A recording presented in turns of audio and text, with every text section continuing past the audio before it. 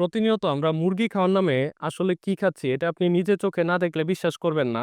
তো এখানে দেখা যাচ্ছে একটা মুরগির একপাশে একদম কালো হয়ে রইছে, অনেকটা অংশ কালো হয়ে রইছে এবং অন্য অংশটা নরমাল আছে।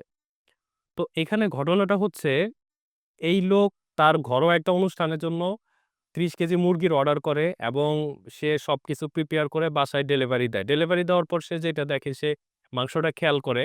দেখে যে মাংসে কিছু জায়গায় কালো, কালো হয়ে আছে। এরপর সে এটা আবার রিটার্ন দেয় এবং দোকানে আসে। দোকানে আসার পর সে যখন লোককে জিজ্ঞেস করে সে কিন্তু এটার কোনো উত্তরই দিতে পারে না। তো এখানে যেটা চিন্তার বিষয় সেটা হচ্ছে নরমাল কোনো মুরগি কিন্তু এইরকম কালো, কালো দাগ থাকে না।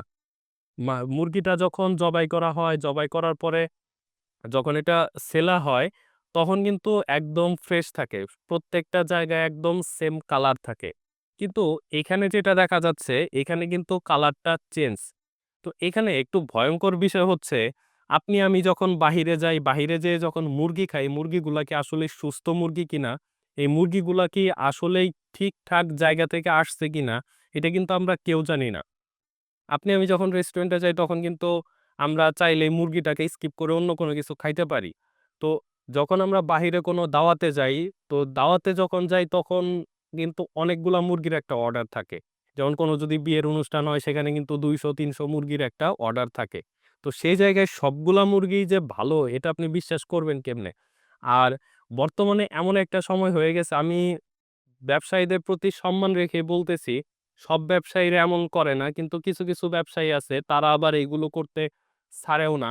তো তারা যেটা করে একটু লোকচক্ষুর আড়াল হলেই তারা দেখা যায় মরা মুরগি পর্যন্ত এই ভালো মুরগির সাথে মিক্সিং করে দিয়ে দেয়। আপনি যখন বাজারে ১ টা ২ টা মুরগি কিনতে যাবেন তখন হয়তো আপনার সাথে এটা হবে না। আপনি মনে করবেন যে এই ব্যবসায়ীটা একদম দুধে দোয়া তুলসী পাতা। কিন্তু না।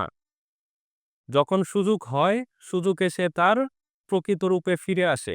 তো এইরকমই হচ্ছে আসলে প্রতিনিয়ত আপনার আমার সাথে। তো জেনে হোক, না জেনে হোক আমরা কিন্তু প্রতিনিয়ত হয়তো সুস্থ মুরগি খাচ্ছি, কোনো সময় হয়তো অসুস্থ মুরগি খাচ্ছি, কোনো সময় হয়তো বাহিরে মরা মুরগিও খেতে পারি। তো এখানে দেখে যেটা মনে হচ্ছে হয়তো মুরগিটা মরা না কিন্তু আঘাত পাইছে। আঘাত পাওয়ার পরে মুরগিটাকে জবাই করা হইছে। কিন্তু যত কিছুই হোক, এটা যে আঘাত পাইছে, এটা যে মরে নাই এর কিন্তু কোনো নিশ্চয়তা নাই। কারণ আপনি যখন বাসায় একটা মুরগি নিয়ে আসেন, মুরগি নিয়ে আসার পর কিন্তু মুরগির কন্ডিশন এমন থাকে না। আর মুরগির কন্ডিশন যদি কোনোভাবে এমন থাকে, আপনি কিন্তু ওই মুরগি খাবেন না। আপনাদের কাছে আমার একটা প্রশ্ন, আপনারা বিভিন্ন মুরগির দোকানে মুরগি দেখছেন কিন্তু এই পর্যন্ত কোনোদিন কি আপনারা মরা কোনো মুরগি দেখছেন সেইখানে?